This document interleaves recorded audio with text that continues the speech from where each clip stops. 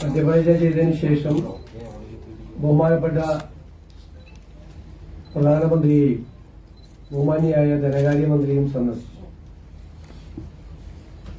വളരെ വിശദമായ കൂടിക്കാഴ്ചയാണ് നടന്നത്. നമ്മുടെ കേരളത്തിന്റെ വൈവിധ്യമാർന്ന പ്രശ്നങ്ങളെക്കുറിച്ചും നമ്മുടെ മുൻഗണനകളെക്കുറിച്ചും അവർ സൂചിപ്പിച്ചു. നമ്മുടെ സ്വപ്ന പദ്ധതികൾക്ക് എല്ലാ സഹായവും വേണം എന്നഭ്യർത്ഥിച്ചു.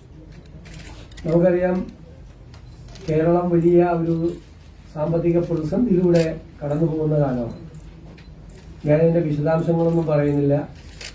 ഗവൺമെന്റ് തന്നെ തീരുമാനിച്ചിട്ടുള്ളത് കേരളത്തിലെ സമ്പദ് വ്യവസ്ഥയെക്കുറിച്ചുള്ള ഒരു ധവളപത്രം പുറപ്പെടുവിക്കാൻ തീരുമാനിച്ചിട്ടുണ്ട്. ജൂൺ ഫസ്റ്റ് വീക്കിൽ അത് പുറപ്പെടുവിക്കാൻ പോവുകയാണ്. അതുകൊണ്ട് അതിന്റെ സാമ്പത്തിക പ്രതിസന്ധിയുടെ വിശദാംശങ്ങളിലേക്കൊന്നും ഞാൻ കടന്നു പോകുന്നില്ല. പക്ഷെ കേന്ദ്ര സംസ്ഥാന ബന്ധങ്ങളുടെ കാര്യത്തിലുള്ള ചില പ്രശ്നങ്ങൾ അത് പ്രധാനമന്ത്രിയെയും ധനകാര്യമന്ത്രിയെ അറിയിച്ചിട്ടുണ്ട്. അനുകൂലമായ നിലപാടുകൾ ഉണ്ടാകും എന്നാണ് പറഞ്ഞത്. കുറെ കാര്യങ്ങൾ അവരെ ബോധ്യപ്പെടുത്താൻ കഴിഞ്ഞിട്ടുണ്ടെന്നാണ് വിശ്വാസം. അവർ ചില കാര്യങ്ങൾ മുന്നോട്ട് വെച്ചിട്ടുണ്ട്.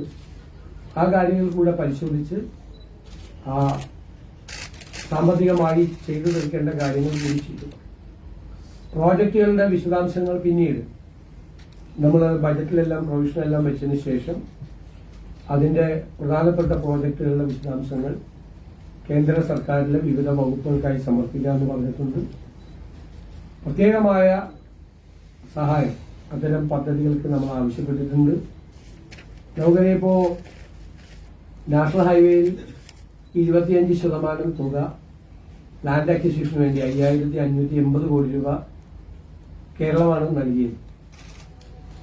അത് NHAIക്ക് ട്രാൻസ്ഫർ ചെയ്തിട്ടുണ്ട്. പക്ഷെ കടമെടുപ്പിന്റെ പരിധിയിൽ നിന്നും ആ തുക ഒഴിവാക്കണമെന്ന് അഭ്യർത്ഥിച്ചിട്ടുണ്ട്. കാരണം കടമെടുപ്പിന്റെ പരിധിയിൽ നമുക്ക് 3.5% ഉള്ളത് GSTP. അതിന് 0.5% കണ്ടീഷനാണ്. അതായത് പവർ സെക്ടറിൽ ആവശ്യത്തിന് വേണ്ടിയിട്ട് മാത്രം പണം എടുക്കണമെന്നാണ്. ശരിക്കും 3% ഉള്ളൂ.